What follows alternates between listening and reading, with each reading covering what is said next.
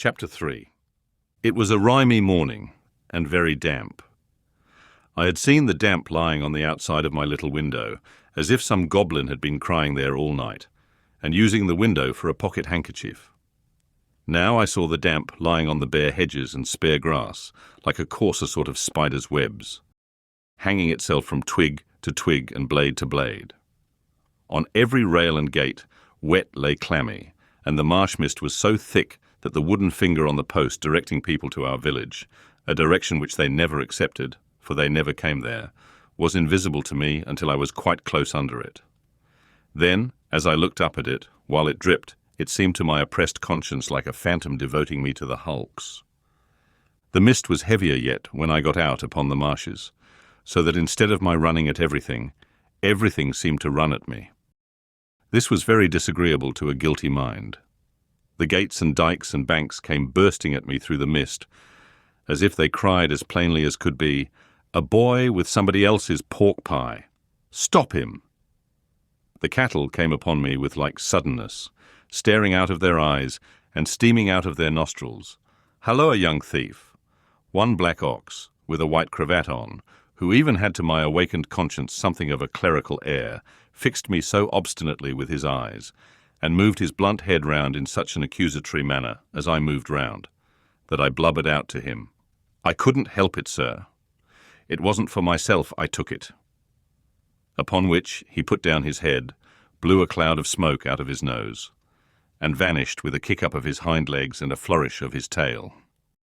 All this time I was getting on towards the river, but however fast I went, I couldn't warm my feet, to which the damp cold seemed riveted, as the iron was riveted to the leg of the man I was running to meet. I knew my way to the battery, pretty straight, for I had been down there on a Sunday with Joe, and Joe, sitting on an old gun, had told me that when I was prentice to him, regularly bound, we would have such larks there.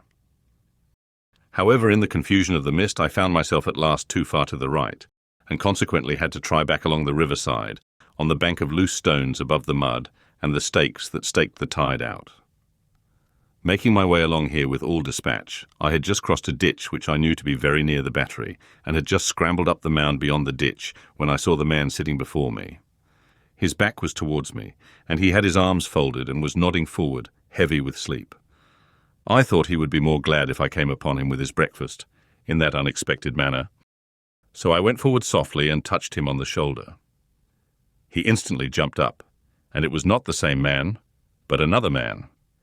And yet this man was dressed in coarse grey too, and had a great iron on his leg, and was lame, and hoarse, and cold, and was everything that the other man was, except that he had not the same face, and had a flat, broad-brimmed, low-crowned felt hat on.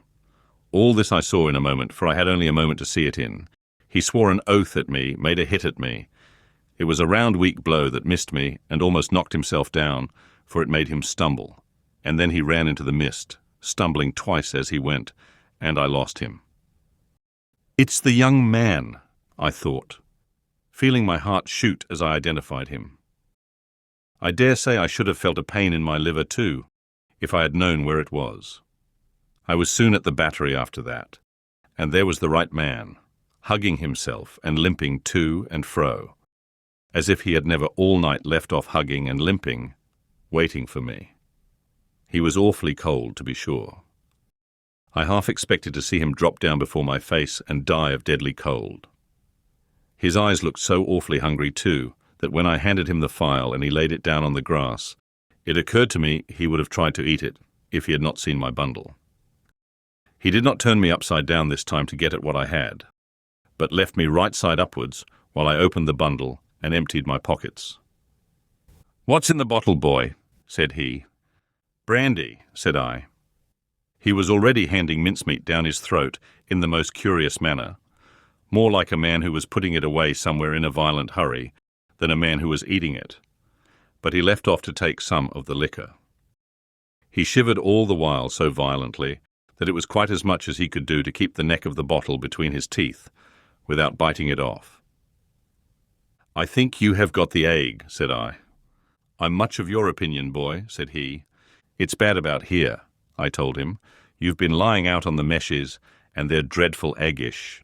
Rheumatic too. I'll eat my breakfast afore they're the death of me, said he. I'd do that if I was going to be strung up to that there gallows as there is over there directly afterwards. I'll beat the shivers so far, I'll bet you. He was gobbling mincemeat, meatbone, bread, cheese, and pork pie, all at once, staring distrustfully while he did so at the mist all round us, and often stopping, even stopping his jaws, to listen. Some real or fancied sound, some clink upon the river or breathing of beast upon the marsh, now gave him a start, and he said suddenly, "You're not a deceiving imp? You brought no one with you?" "No, sir, no." "Nor give no one the office to follow you?" "No." "Well," said he, "I believe you. You'd be but a fierce young hound indeed, if at your time of life you could help to hunt a wretched warmint hunted as near death and dunghill as this poor wretched warmint is." Something clicked in his throat as if he had works in him like a clock, and was going to strike, and he smeared his ragged rough sleeve over his eyes. Pitying his desolation, and watching him as he gradually settled down upon the pie, I made bold to say, "I am glad you enjoy it." "Did you speak?" "I said I was glad you enjoyed it." "Thank ye, my boy, I do." I had often watched a large dog of ours eating his food, and I now noticed a decided similarity between the dog's way of eating and the man's. The man took strong, sharp, sudden bites, just like the dog. He swallowed, or rather snapped up, every mouthful, too soon and too fast, and he looked sideways here and there while he ate, as if he thought there was danger in every direction of somebody's coming to take the pie away. He was altogether too unsettled in his mind over it, to appreciate it comfortably, I thought, or to have anybody to dine with him without making a chop with his jaws at the visitor. In all of which particulars, he was very like the dog. "I am afraid you won't leave any of it for him," said I timidly, after a silence during which I had hesitated as to the politeness of making the remark. "There's no more to be got where that came from." It was the certainty of this fact that impelled me to offer the hint. "Leave any for him? Who's him?" said my friend, stopping in his crunching of pie crust. "The young man that you spoke of, that was hid with you." "Oh, ah," he returned with something like a gruff laugh. "Him? Yes, yes, he don't want no wittles."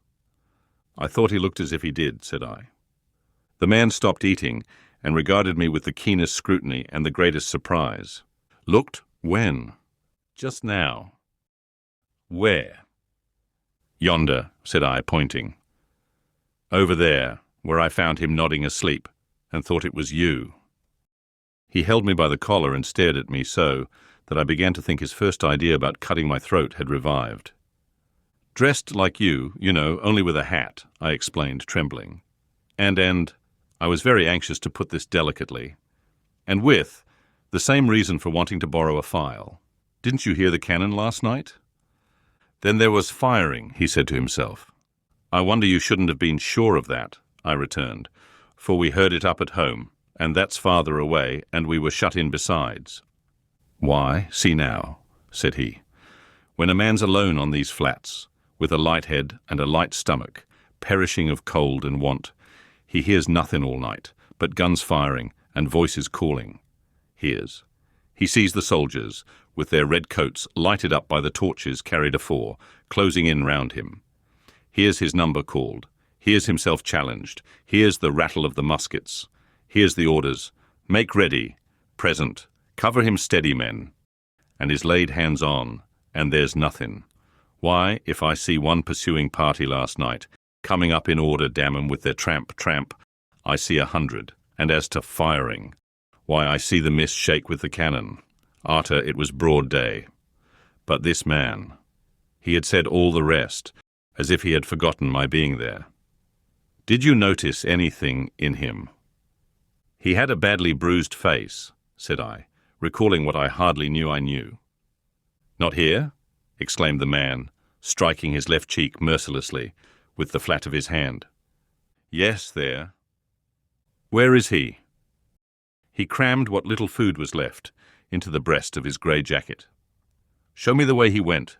I'll pull him down like a bloodhound, Curse this iron on my sore leg. Give us hold of the file, boy. I indicated in what direction the mist had shrouded the other man, and he looked up at it for an instant.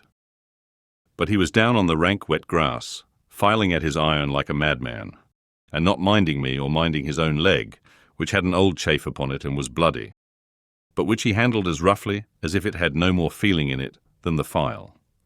I was very much afraid of him again, now that he had worked himself into this fierce hurry, and I was likewise very much afraid of keeping away from home any longer. I told him I must go, but he took no notice, so I thought the best thing I could do was to slip off.